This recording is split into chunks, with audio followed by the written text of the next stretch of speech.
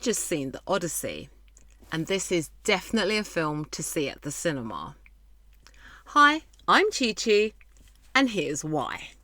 Now, the Odyssey is a dramatic fantasy film, and it is 3 hours long.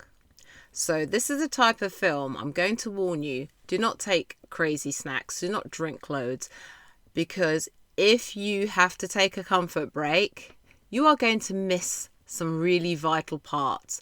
I mean, the whole sort of roughly 180 minutes of this film is fantastic from beginning to end. So you will miss clues. There is a lot of pivotal dialogue. So this is definitely one that you'll sit there watching and going, wow. This film is a discovery. It's a journey film. And so I would say, if you haven't got an IMAX cinema near you, definitely when you go to cinema, insist on getting a big screen to see it. I would say this is an epic film just from the scale of it. It is beautiful. The cinematography, it takes you, there's a lot of backstory, so you do get flashbacks from the main character Odysseus, but it is absolutely one of the most gorgeous films I have seen in 2026. I may have mentioned earlier that it was it's about 3 hours long, but it flew by. You will enjoy the characters, you will enjoy everything. I think this is the first time I have been in a cinema and for 3 hours it was silent. I didn't hear any talking, and it was a very packed cinema. So I would say that made it all the more worthwhile in seeing. It was just nice. I think the audience behaved themselves, and much more than I've seen a lot of the time. So that was really appreciated, and I really enjoyed that as well. As this had a huge cast of well-known actors, for me it was very difficult to pick out sort of performances, because obviously you had Matt Damon as Odysseus. I liked the fact that, we got to see the soft side. We also got to see the very vicious side of this character. But I'm going to say there were 2 actors that I would definitely say gave memorable performances. The first one was Samantha Morton as Saoirse. Oh my God. She was not in it long, for probably about 10 minutes in total. But the scene she was in, I'm going to say out of all the sort of scenes, she was the best. Her scenes were the best. I mean, I talked about this with my friend afterwards. It was one of the best and also the scariest. I think I'm definitely learning that you shouldn't always take stuff from strangers. And the second standout performance was from Hamish Patel, who played Odysseus's right-hand man. What a fantastic performance to kind of see his character journey as he started to look at Odysseus in a different light. If you're enjoying this review and would like to join Chi Chi Cinema Club, hit subscribe. Every week we're deciding which films deserve the cinema experience and which are better enjoyed from the sofa. So this film is about a battle-hardened war general and king, Odysseus, who has been away from his home for many years and is fighting to get back there. But in his absence at home, there are many men who are vying to marry his wife and take his throne. It felt very modern. It dealt with the themes we have. It dealt with things about wanting to be home, about the longing for be home. What we see is Odysseus suffering from what we would call post-traumatic stress syndrome now.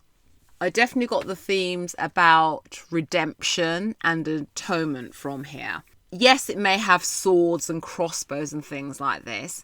It still has a modern take on how people deal with those emotions and what happens in the absence of a key patriarch when they disappear. there are always going to be people who will want what you have. They covet what you have. And I think that definitely came out in this film.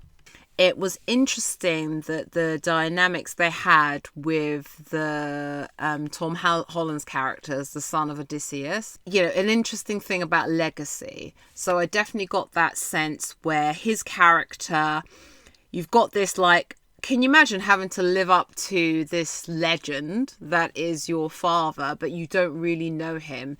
And it was interesting to see how that dynamic played out, even with his mother, played by Anne Hathaway, Penelope. We look at, even modern warfare.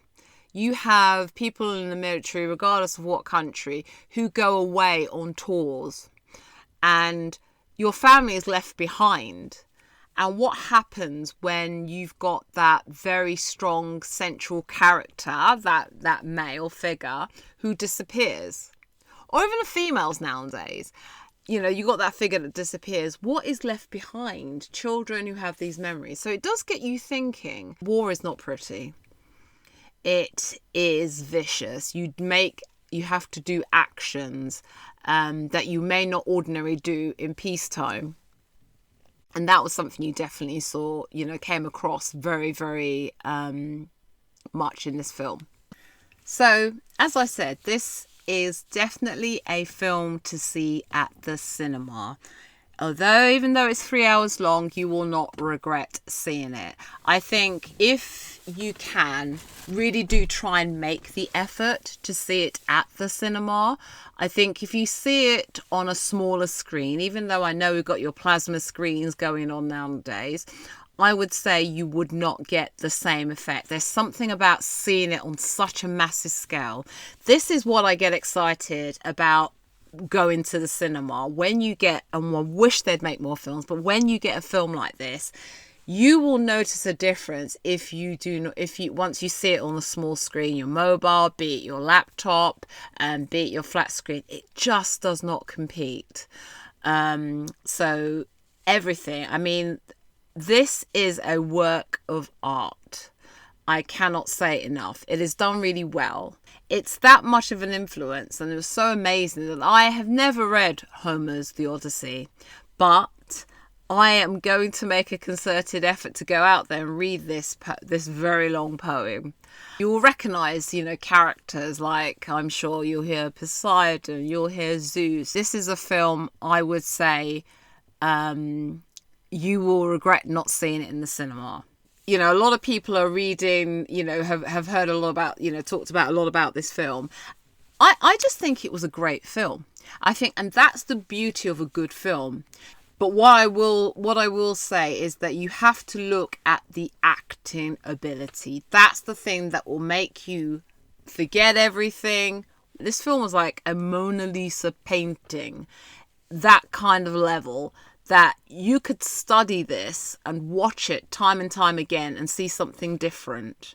And that's beautiful. So what do you think? Do you agree that it's one for the cinema? Let me know in the comments. And if you'd like to join the club for the next review, hit subscribe.